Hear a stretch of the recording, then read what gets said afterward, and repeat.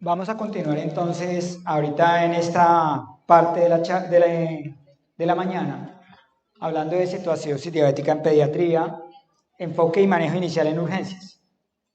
Entonces, con respecto a las guías de manejo de cetoacidosis, generalmente depende de donde uno lea la bibliografía.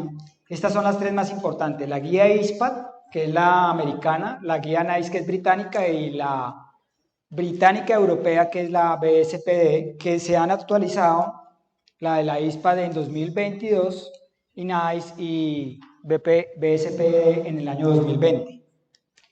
Entonces, ¿cuánto tiempo nos podemos demorar en este tema? Podrían ser días, no es fácil, pero vamos a tratar de resumirlo en 40 minutos. Entonces, acá ponemos un ejercicio como para ir pensando algunas cosas. Llega Carlitos al servicio de urgencias, está de turno Gina. Carlitos es conocido diabético, pesa 20 kilos, se coloca 3 unidades de Lispro antes de cada comida y 10 de Glargina en la noche.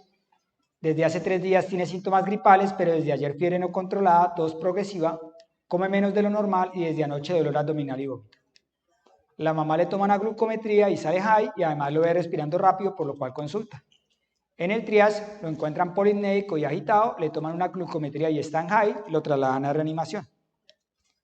Se le ordenan unos gases que muestran pH de 7,08, PO2 de 65, PCO2 de 16, bicarbonato de 4,5, base exceso de -13, satura 93, tiene sodio de 132, potasio de 3,8, calcio sérico de 7,5, cloro de 90, fósforo de 2,2, magnesio de 1,3, glicemia de 598, lactato de 2, BUN de 20, creatinina de 0,6, beta hidroxibutirato de 5 milimoles y una radiografía de tórax con una neumonía del lóbulo medio. Entonces la pregunta ahí sería cómo lo manejamos y vamos a tratar de desglosarlo en estos 45 minutos más o menos paso a paso. Entonces, con respecto a la epidemiología, se plantea que la prevalencia en el mundo ha aumentado en la población pediátrica, planteando una incidencia ya de 21,9 por 100.000 niños año, siendo mayor en el grupo etario de 5 a 9 años.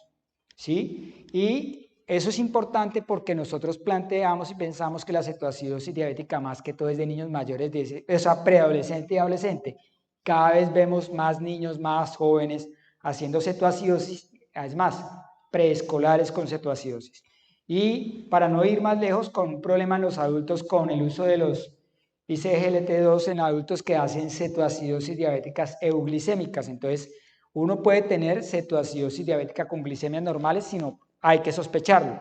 Bueno, se dice que en algunos países el 22,4% de los pacientes presentó, aunque sea un episodio de cetoacidosis diabética por año, y en estadísticas internacionales hay un incremento promedio de 2 a 3% por año en este tipo de cuadros.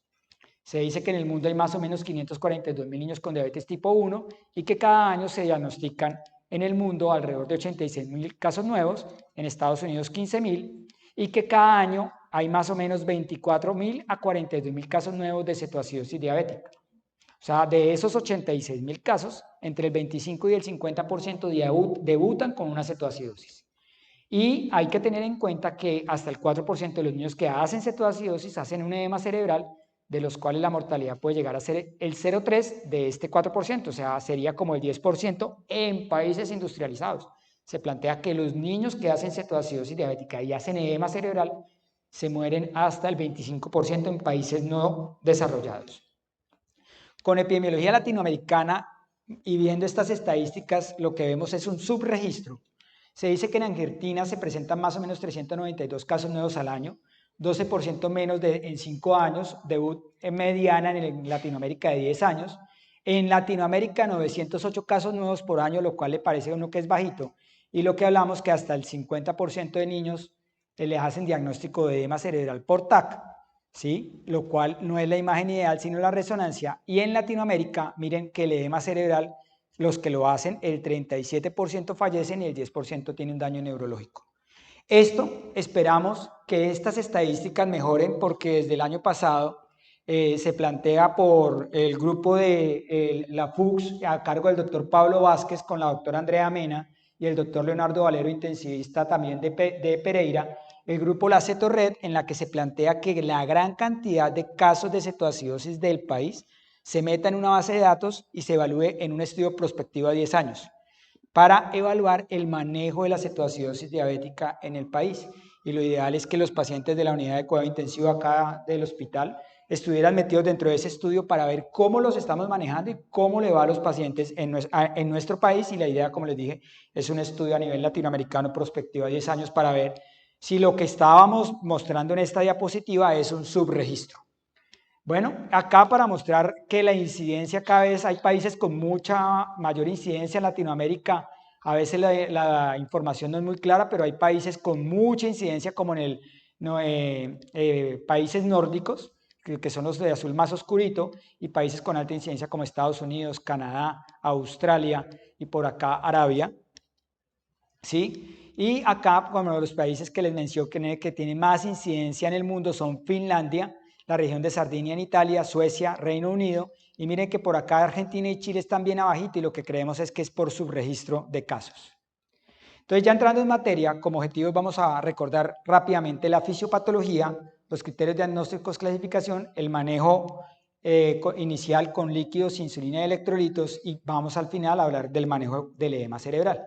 Entonces en la fisiopatología lo que hay que tener en cuenta es que la cetoacidosis diabética se presenta principalmente por dos situaciones, una insuficiencia absoluta o casi absoluta de insulina y una situación que la desencadena, que pueden ser una situación estresante, una infección o una dosis insuficiente de insulina, y eso sea en nuestro medio porque no hay adherencia al tratamiento o en la medida de las posibilidades porque, como pasa muchas veces, nos excedemos en algunos eventos sociales y los pacientes no tienen claridad que lo pueden hacer, pero aumentando dosis de insulina y entran en una cetoacidosis. O sea, a un paciente con cetoacidosis diabética tiene que manejarlo con mucho detenimiento, respeto, empatía y explicarle que no es que no pueda, pero sí, o idealmente tratar de la menor cantidad posible algunos tipos de alimentos, pero sí, por alguna situación especial, es un momento en que pues una reunión familiar lo debe hacer, pues se tiene que ajustar la dosis de insulina para que no entre en una patología como esta.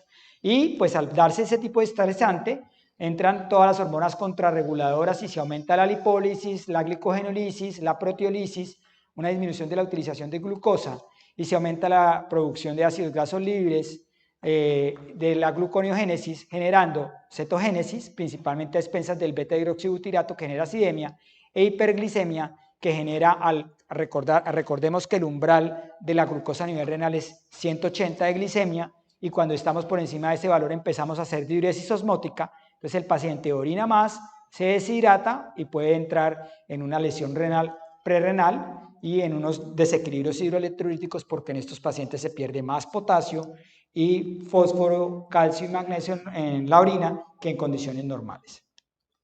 Entonces, ¿qué factores son de riesgo para cetoacidosis?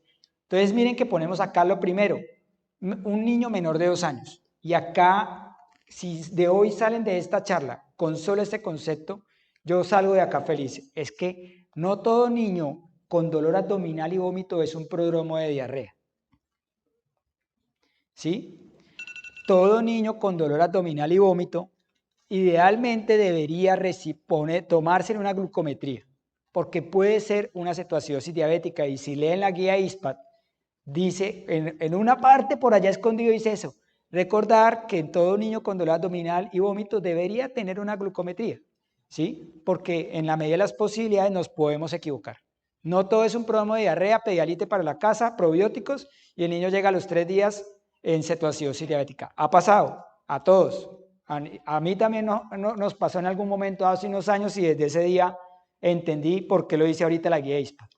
Bajo nivel socioeconómico, infecciones agudas, alteraciones psiquiátricas, principalmente en adolescentes, dificultades para mantener la hidratación en algunos pacientes con patologías neurológicas y adolescentes embarazadas o en puerperio porque cambia la fisiología de la paciente y puede entrar en cetoacidosis diabética más fácilmente.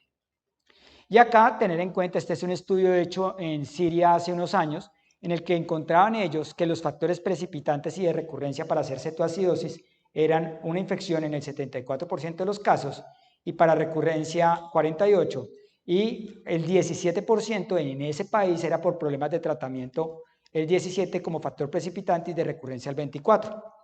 Bueno, y acá en esta tabla de factores precipitantes por países, miren que en países como Estados Unidos, las infecciones son el 14-15% y la pobre adherencia al tratamiento el 41-59%, ¿sí? Y eso, ¿por qué nos tiene que llamar la atención? Si en Estados Unidos el 41-50% tiene problemas en la adherencia al tratamiento, ¿en qué estaremos nosotros? Entonces, para no ir más lejos, ayer tuvimos una cetoacidosis diabética en una niña que por pobre adherencia al tratamiento le pusieron una bomba de insulina, pero la bomba de insulina le llegó fallándole, y cuando uno va y le pregunta, ven, ¿en cuánto estaba tu hemoglobina glicosilada? La última que te tomaste. No, bien, doctor. ¿En cuánto? 8.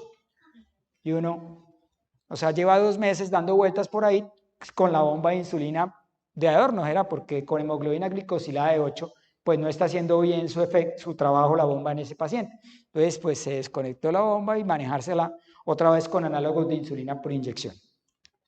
Entonces, acá para recordar parte de la fisiopatología y lo importante que es tener en cuenta que la acetona, que es importante en el paciente con cetoacidosis diabética, es el beta-hidroxibutirato, diferente a otros estados de deshidratación donde es más importante la acetona y el acetoacetato, que está acá. Bueno, y desde ese punto de vista, la acetona que deberíamos medir en los pacientes, y que ya hay tiras iguales que las glucometrías para medir y que las tenemos a disposición en el país, es el beta-hidroxibutirato. O sea, no necesitamos de pedir cetonas en sangre, ya hay tiras en el país que las trae la casa comercial y en el mismo glucómetro uno puede medir glicemia y beta-hidroxibutirato. Entonces, para que lo tengan en cuenta y si lo pueden tener en su hospital es mucho más fácil. Y recordar cuáles son los valores de beta-hidroxibutirato normales. Menor de 0,6 es normal, de 0,6 a 1,5 bajo riesgo de cetoacidosis, mayor de 1,5 riesgo de cetoacidosis, más de 3 cetoacidosis diabética y más de 7 cetoacidosis diabética grave. Entonces, ¿cuáles son los criterios diagnósticos? Hiperglicemia mayor de 200, y ahí hay que hacer la aclaración que en adultos es más de 250. ¿Sí? Entonces, nosotros, todo niño que llegue con más de 200 le tenemos que tomar unos gases para definir si está o no está en cetoacidosis. pH menor de 7,3 o bicarbonato menor de 18. Cetonemia, beta-hidroxibutirato mayor de 3 milimoles o cetonuria más de 2 cruces en una tira de multistis o muestra aislada. Y esto que es importante en la medida de las posibilidades, y acá hago una aclaración que hay que tener mucho cuidado. Si un paciente tiene glicemia mayor de 200, tiene clínica de cetoacidosis, que ahorita la vamos a mencionar, y no tiene este criterio, hidrátenlo y después le toman unos nuevos gases. ¿Por qué? El bicarbonato es una concentración de un soluto sobre un solvente, y el paciente con cetoacidosis diabética tiene el solvente disminuido. O sea, le puede estar sobreexpresado el valor. Entonces lo vemos todos los días. Llega el paciente, bicarbonato de 7, cetoacidosis moderada. Lo hidratamos, le tomamos gases, bicarbonato de 4, era severa.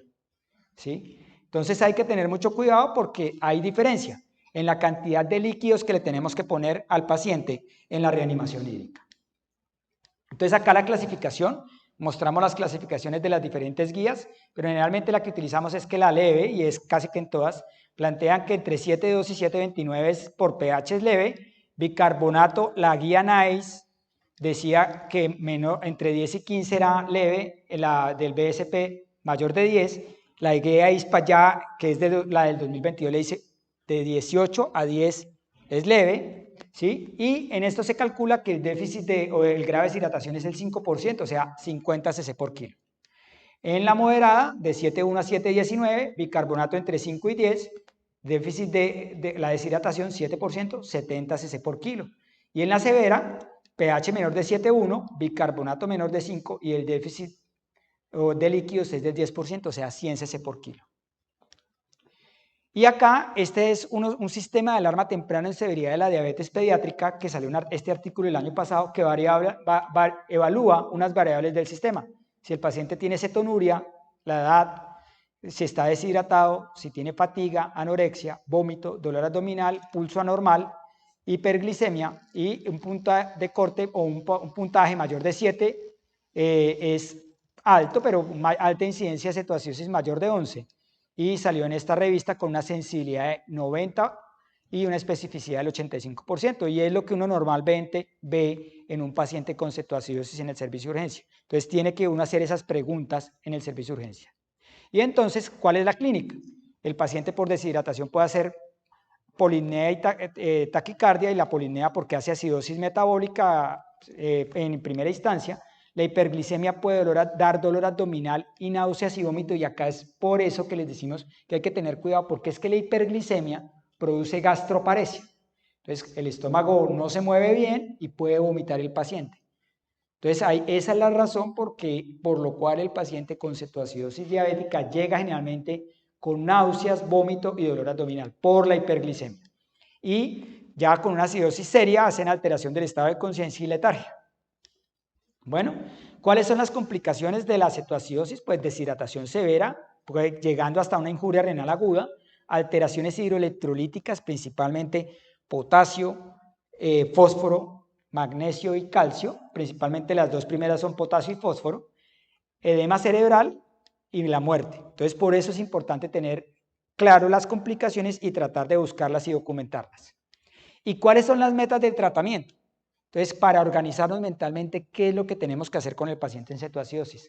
Corregir la deshidratación, corregir los desequilibrios hidroelectrolíticos, controlar la glicemia a una velocidad entre 50 y 90 miligramos por decilitro hora, corregir la acidosis, corregir lentamente la osmolaridad sérica, y ahí es donde es muy importante y es donde uno tiene que tener cuidado, que la pelea es ¿a qué dosis le ponemos la insulina? ¿0,05 unidades kilo hora o 0,1 unidad kilo hora? Y ahorita lo vamos a resolver, y es pensando en esto de la osmolaridad sérica y con la glicemia, porque acordémonos la fórmula de la osmolaridad sérica, 2 veces el sodio más la glucosa sobre 18 más BUN sobre 2.8. Y por eso en los pacientes con cetoacidosis diabética tengo que medirle la osmolaridad para saber si es una cetoacidosis diabética o un estado mixto en el que está con cetoacidosis diabética más estado hiperosmolar, principalmente en el paciente con alteración del estado de conciencia. Y siempre buscar y tratar la causa de la descompensación. Y ahí me detengo porque uno a veces dice, no, es clara la causa, y a veces no es tan clara porque puede ser una infección. Entonces hace como unos 10 años nos llegó a la UCI de Misericordia una niña con una cetoacidosis diabética intubada, ¿sí? Y entonces cuando yo salgo a examinarla, me dice la jefe, venga doctor, venga rápido. Y yo, ¿qué pasó? Le fue a pasar la sonda y tenía una secreción vaginal purulenta, terrible. Y entonces, bueno, voy a salir a hablar con la mamá para decirle que es que la niña tiene una infección vaginal, 14 años, normal. Yo, buenas, por favor, el papá o la mamá de la niña. Se para un señor y dice, sí, mucho gusto. ¿Y usted es el papá? Le dije yo. No, yo soy el esposo. Y yo, ¿perdón? Sí, señor, venga acá y le ponemos un tratamiento para la enfermedad de transmisión sexual que también tiene usted. Qué pena. Sí, o sea, era una infección, porque además tenía 14 años, o sea, se metió en un problema porque tiene un estupro, abuso sexual, una enfermedad de transmisión sexual, y eso uno desafortunadamente cada vez lo ve más frecuente en los hospitales. Entonces la causa de la descompensación de esa niña era una enfermedad de transmisión sexual. ¿Listo? Entonces hay que tener eso muy en cuenta, porque no es desafortunadamente, son otros momentos de vida, las conductas sexuales cada vez son más de riesgo. Como el otro día que llegó un niño por un dolor testicular, y cuando fui le pregunté, bueno, ¿y vía sexual activa? Y me dijo, sí, doctor, claramente, sí. Y yo, bueno, sí, señor, felicitaciones, 14 años. ¿Y cuántas paradas sexuales has tenido en el último mes? 5. Y yo, ¿ah? Y yo, bueno, pero con protección. ¿Protección, doctor? ¿Qué es eso? Y yo, trabajo social, valoración psicología, clase de educación sexual. Entonces es una cosa que uno cree que no está sucediendo y pasa. Entonces tenemos que en este ámbito que vemos niños, no pensar eso, y hasta con los estudiantes. Una estudiante una vez en una revista le dije yo, ¿a qué edad empiezan los niños en la vida sexual? A los 13, doctor. Y yo, ¿perdón? Sí, doctor, normal, ¿no? Y yo, no, pues normal no me parece, pero bueno. Entonces hay que tener eso en cuenta. Tratamiento. Entonces la evaluación primaria, evaluar el ABCDE, en el grado de deshidratación, evaluar el grado para calcular los líquidos, y una toma de laboratorios que involucra glicemia, electrolitos, gases y cetonas, y descartar un foco infeccioso. Y acá está una gráfica que es sacada del libro de Zimmerman de cuidado intensivo, que evalúa los laboratorios que hay que pedir al momento del ingreso, a la hora, a las 2 horas, a las 3 horas, hasta la hora 12. Y una de las cosas que uno tiene que tener en cuenta es cuánto tiempo en promedio me demoro yo en sacar un paciente de una cetoacidosis diabética. Entonces, en promedio, una cetoacidosis diabética leve se saca en 6 horas, una moderada en 12, y una severa, dependiendo de la severidad, entre 18 y 24, siendo en promedio que la cetoacidosis diabética se sacan en alrededor de 12 horas. Entonces, por eso acá plantean 12 horas, y que hay que tomarle en cada momento. Nosotros, digamos, de diferente a esta gráfica, es que a la hora de control le tomamos unos gases para evaluar lo que les dije, de definir en qué grado está de severidad para calcular los líquidos en nuestro hospital. Entonces miren que plantean inicialmente tomar electrolitos cada 2 horas y ya después de la hora 4 los electrolitos se toman cada 4 a 6 horas. Entonces hay que tener eso muy en cuenta, lo que plantean los libros de cuidado intensivo. Entonces, ¿qué hay que hacer en la evaluación inicial? Detectar, intervenir y revalorar. Y cuando yo digo revalorar es porque frecuentemente vemos que a veces llega el niño con cetoacidosis y no mejora, no mejora y no mejora y uno dice, algo está mal. Y la primera causa o las 2 primeras causas de que el paciente no mejore son 2. No lo estadificamos bien, esa es una. Y entonces estamos muy cortos en líquidos. Y la segunda es que preparamos mal la insulina. ¿Sí? Y ahí hay que tener en cuenta. O sea, y es siempre casi que un ejercicio con todos los residentes, venga y haga el cálculo cómo prepara la insulina. ¿Sí? Porque a veces uno dice, hacen el cálculo y a veces tratan de hacer el cálculo bien, se saben la dosis, pero cuando lo pasan al papel y dan la orden quedó mal. O sea, no le están poniendo la dosis que es. Entonces el paciente no va a mejorar si uno le pone 0,01 unidad kilo-hora en vez de 0,1 unidad. Entonces hay que ser muy juicioso en el cálculo de la dosis y revalorar el paciente, porque si el paciente no mejora es porque algo no está bien. Y ojo, recordar los diagnósticos diferenciales: apendicitis, neumonía, meningitis, intoxicación por aspirina o sepsis. O sea, hay que tener mucho cuidado porque muchos de estos cuadros uno puede hacer diagnósticos de que parece esto y lo que tiene es una cetoacidosis diabética, o puede tener los dos. Entonces hay que tener mucho cuidado. Entonces la clínica, entonces evaluar el grado de deshidratación, cómo está el llenado capilar, las mucosas, la turgencia de la piel, ¿sí? Si llora con lágrimas, si tienen oftalmos, cómo está la dificultad respiratoria. Generalmente en la deshidratación severa, en la cetoacidosis, pueden llegar a tener hipotensión, que no es tan frecuente, pero sí pueden llegar a estar oligúricos ya o con mucha poliuria, que los lleva a una cetoacidosis más severa, y con los pulsos débiles y extremidades frías. Y recordar qué pasa con el sodio. Entonces el sodio, acuérdense que la hiperglicemia produce una hiponatremia ficticia. O sea, no es real a veces esos sodios de 130 en el paciente con cetoacidosis diabética. Se plantea que por cada 100 miligramos de decilitro que se aumenta la glicemia, el sodio está ficticiamente disminuido alrededor de 1,6. Hay algunos artículos que hablan en estudios que 1,34, otros que 2,4, pero en promedio es 1,6. Y entonces hay que evaluarlo para definir varias cosas en ese paciente. Y acá parte de la pelea está entre qué líquidos colocar, si líquidos isotónicos versus hipotónicos, porque uno encuentra todavía en las guías que colocar líquidos con solución salina al medio, según algunas situaciones, a solución salina al 0,9%. Entonces hay que tener mucho cuidado, evaluar el estado de hidratación, el sodio sérico, la osmolaridad sérica, pero generalmente lo que más usamos nosotros en nuestro medio es lactato de Ringer en estos pacientes. Calcular los líquidos basales por Holley y Cigar, que creo que todos no lo sabemos, ¿sí? Para calcular los basales. ¿Y qué hay que tener en cuenta acá entonces de la guía ISPAT, que es la americana? Entonces, ¿qué plantea? Lo primero que cuando llega el paciente es colocarle una carga de cristaloides en 20 a 30 minutos. La diferencia con la guía del 2018 es que decía que esa carga era en 1 hora. Entonces, más rápido esa primera carga. Acá es donde, y si le dicen a uno, los cambios es que la insulina se inicia luego de corregir el potasio. Hasta que no tenga un potasio normal, no debería iniciar la insulina. Si no hay contraindicaciones, iniciar de infusión de insulina a los 30 minutos. Entonces, en el caso del potasio, ya ahorita vamos a hablar del potasio. Entonces la corrección de la deshidratación, uno va y mira los artículos de los otros países, entonces la traigo acá para desglosar. Entonces la guía NICE, que es la británica, dice, venga, carga de 10 cc por kilo en paciente con cetoacidosis en 30 minutos. En niños choqueados, evaluar signos de perfusión para otros 10 cc por kilo y evalúan el déficit que calculan de los líquidos. El Garrahan, que es un hospital en Buenos Aires, el más famoso allá de pediatría, dice, si tiene una cetoacidosis diabética leve a moderada, carga de 10 cc por kilo y luego 3.000 cc por metro cuadrado día. Si es severa, carga de 20 cc por kilo y luego 3.500 cc por metro cuadrado día. Y máximo de volumen día, 6.000. Y esto es un valor muy importante. ¿Por qué? Porque les decía yo al inicio que si usted tiene una cetoacidosis severa, es el 10% el 10% de deshidratación, o sea, 100 cc por kilo. Entonces, si me llega un niño de 50 kilos, serían 5.000. más los líquidos basales, fácilmente se pasa a los 6.000, 6.500. La mayor cantidad de líquidos que plantea las guías británicas, las europeas, no se pasa de 6.500 cc en las primeras 24 horas, o con un peso ideal de 75 kilos. Cada vez vemos más pacientes obesos. Entonces, si a mí me llega un niño de 100 kilos, no trabajo sobre el peso real, sino sobre el peso ideal. Bueno, en la guía británica, entonces todo paciente que no esté en choque, carga de cristaloides de 10 cc kilo en 1 hora, y esta carga se descarta del déficit calculado. Si el paciente está en choque, carga de 20 cc en 15 minutos, máximo 40, y soporte inotrópico, y estas cargas no se restan. Lo que les decía del peso, entonces algunos textos dicen 80, otros dicen 75, pero lo del máximo de volumen, 6.5 litros. Y a todo el mundo le preocupa es esto, la velocidad de administración de líquidos en el paciente más enfermo.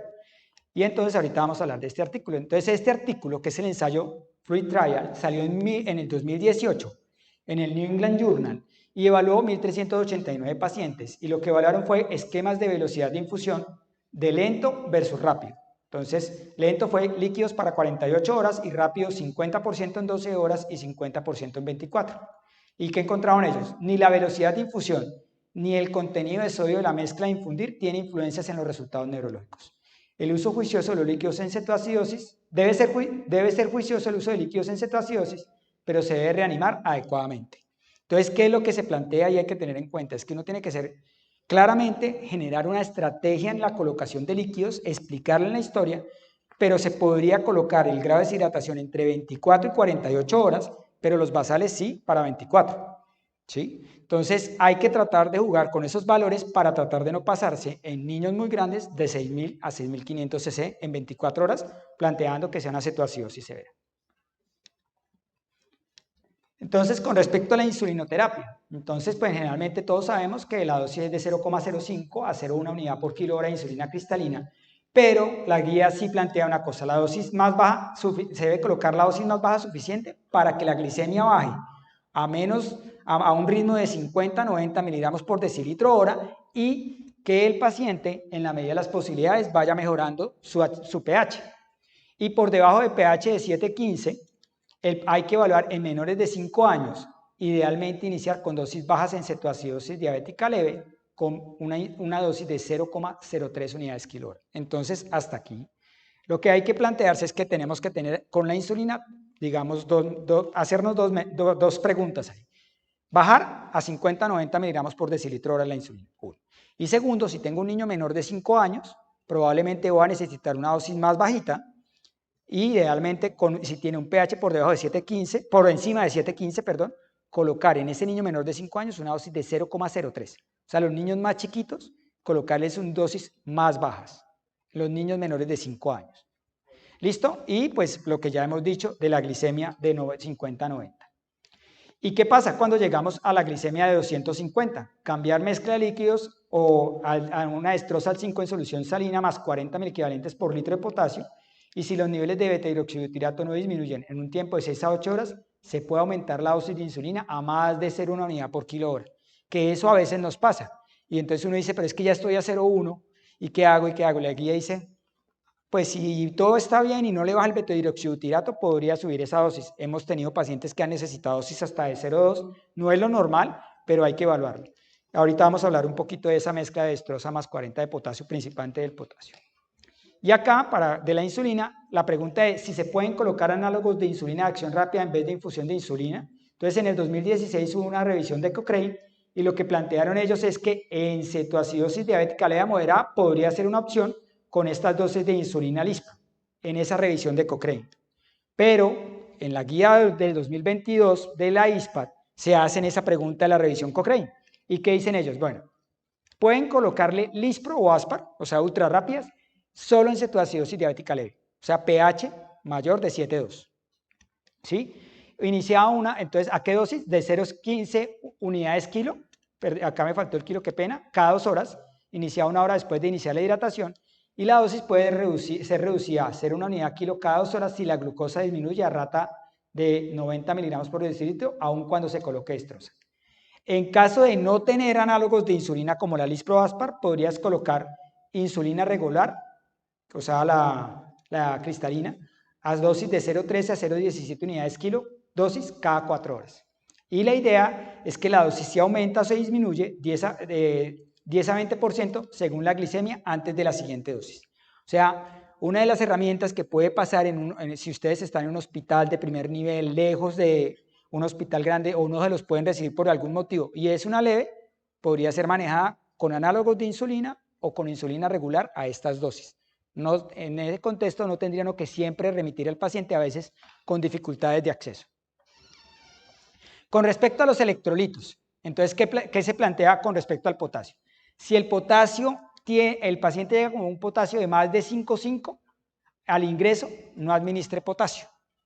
Si tiene entre 5,5 y 3, coloque una infusión, entonces dice de 20 miliequivalentes por litro, ¿sí? La guía ISPAT, pero la NICE y la británica dice de 10 cc por Decatrol en cada 500.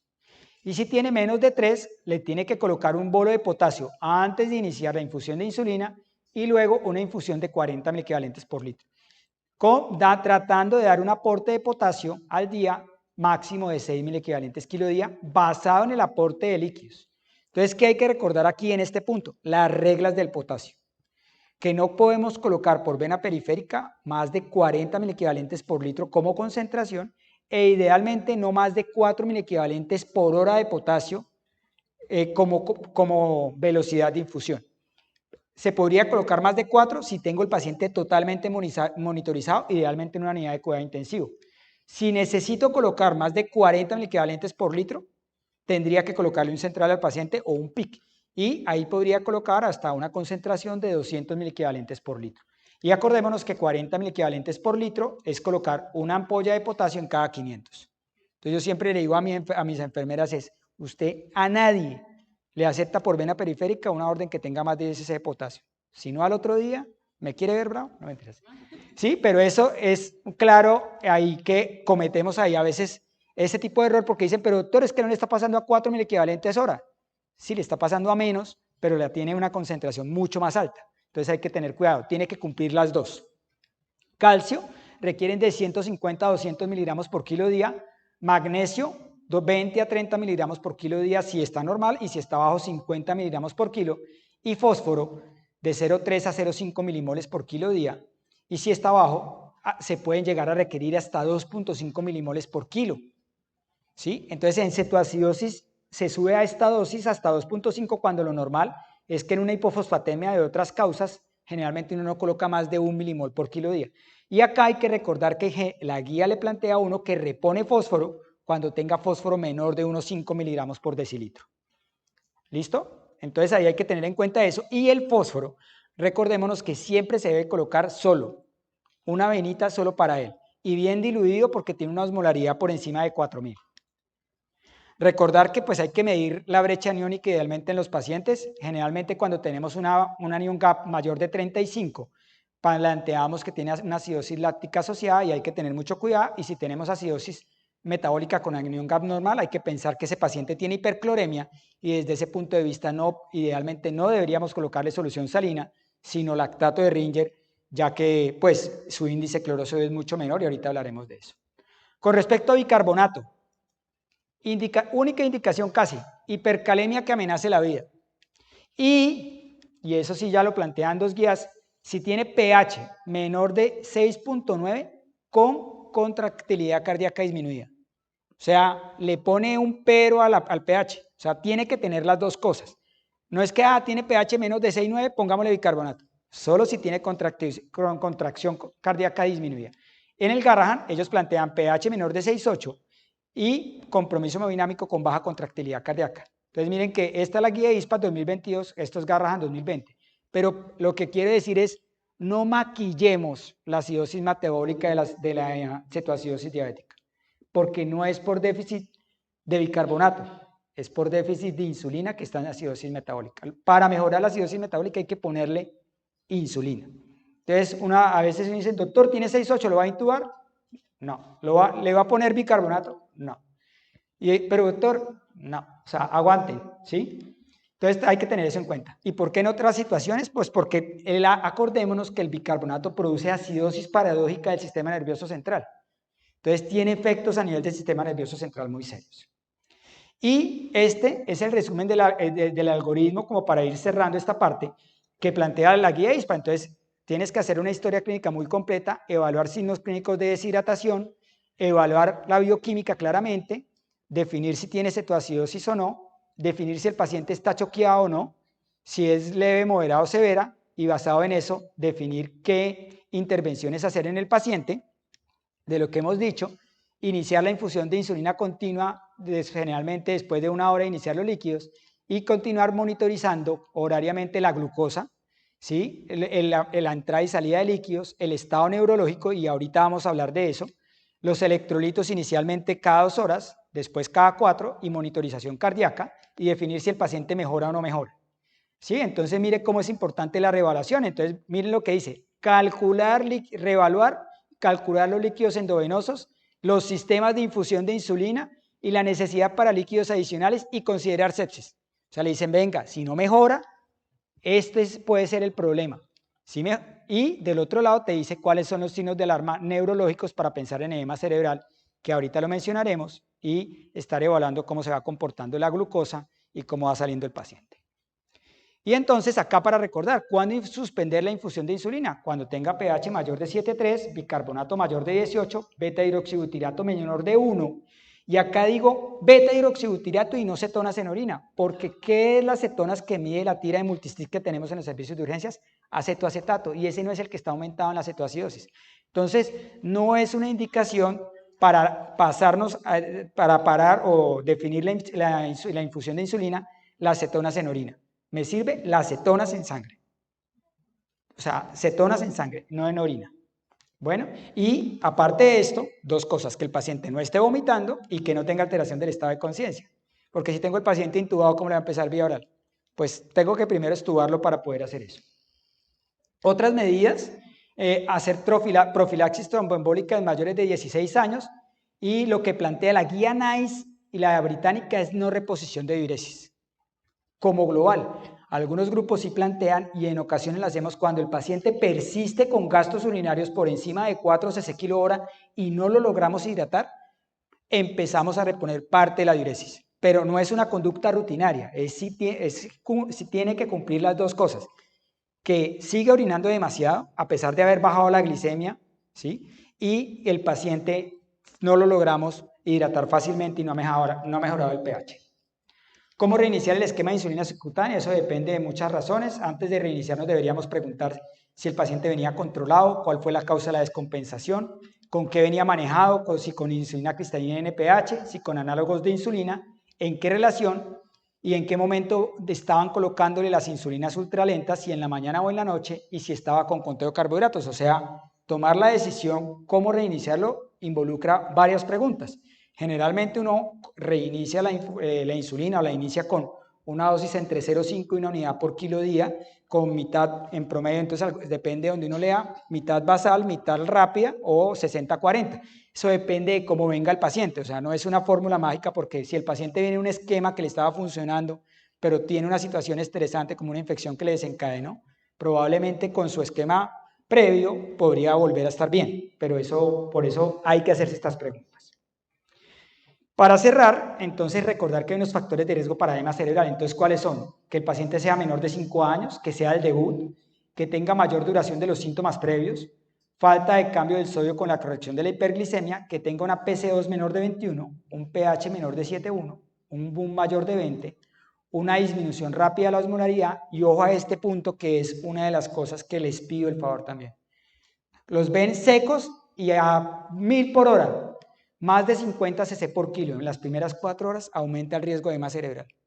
Un día llegó allá a la Misericordia una niña de 20 kilos que la vieron tan deshidratada que le pasaron 3000 en 1 hora. Yo casi que entro en edema cerebral, soy yo. O sea, terrible. O sea, yo al ratico me senté con el médico de la ambulancia a explicarle cetoacidosis, porque le dije, hermano, o sea, cuidado. O sea, sí, le puso 120 cc por kilo en 1 hora. Le puso a esa pobre niña. Gracias a Dios no hizo edema cerebral. La otra cosa que puede producir edema cerebral es la insulina antes de la primera hora. Y todo esto se da por el modelo de 2 golpes, que produce varios tipos de edema, tanto vasogénico como citotóxico, además de una hipoperfusión sistémica por hiporvolemia, que no nos vamos a pasar esto, pero hay indicación, ¿Y cuál es la presentación clínica o lo que nos tiene que hacer pensar que el paciente lo está haciendo? Cefalea y alteración del estado de conciencia, cambios en la frecuencia cardíaca que se disminuya, emesis recurrente, que tenga compromiso de pares craneales o pupilas, alteraciones del sodio, ya lo dijimos, que no suba como debe subir y que el paciente se empiece a desaturar. Y hay unos criterios de certeza que si los tengo, pues ya lo que hay que hacer es la epicrisis porque se me va probablemente a morir. Rigidez de descerebración, parálisis de nervios craneanos, oftalmoplegia y edema de papila, respiración anormal y pupilas dilatadas sin respuesta a la luz. Y acá sí están unos criterios menores y unos mayores. Entonces, criterios menores, vómito, cefalea, letargia, que tenga una tensión arterial diastólica mayor de 90, que sea menor de 5 años. Y criterios mayores, fluctuación, alteración del estado de conciencia, desaceleración de la frecuencia cardíaca e incontinencia, o sea, que el paciente se haga chichi o popó en el pañal o en los calzoncillos. Y los criterios se dice, 2 criterios mayores o ya con uno mayor y uno menor tiene una sensibilidad del 92%. Y para terminar, recordar que la neuroimagen en cetoacidosis diabética, el edema cerebral es la imagen más frecuente en las neuroimágenes de un niño con cetoacidosis, pero hasta el 10% pueden hacer es un evento cerebrovascular. Entonces uno va buscando el edema cerebral y encuentra ese un SB. Entonces dice, uy, ¿qué pasó? Pero hasta el 10% el deterioro puede ser es por un NSB. Y acá está una imagen de un paciente con cetoacidosis. Entonces, para recordar esta parte. Muchas gracias. Si hasta ahorita aquí hay alguna pregunta, no sé si la quieren hacer ya ahora. Usted dirá. Si hay alguna pregunta hasta aquí, pues de cetoacidosis, de una vez la respondemos. ¿Cómo?